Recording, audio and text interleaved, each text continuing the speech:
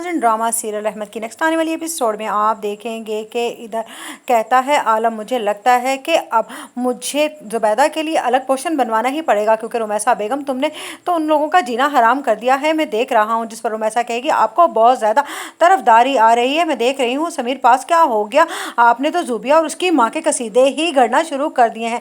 इधर रुमैसा बेगम सोच रही होती है इसका भी बंदोबस्त मुझे करना ही पड़ेगा, वरना आलम तो हाथ से निकल जाएंगे। और इधर मेरे बेटे इतने नालायक हैं, काशिफ को बार बार समझा रही हूँ कि चलो अगर पढ़ना नहीं है तो बाप के साथ कारोबार ही कर ले, लेकिन उसकी तो आवारागर्दियाँ ही ख़त्म नहीं हो रही हैं।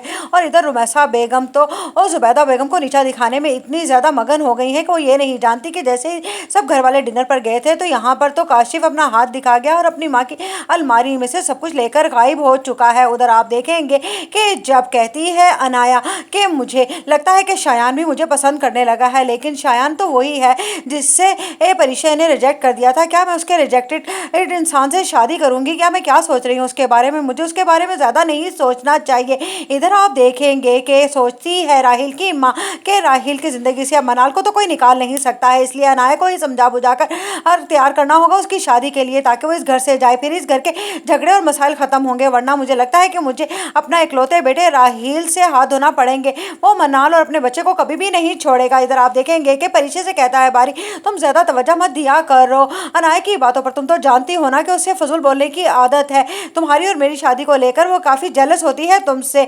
जिस पर परिचय कहेगी वैसे तो वो ठीक ही कह रही थी, हूँ तो मैं मिडिल क्लास ही की।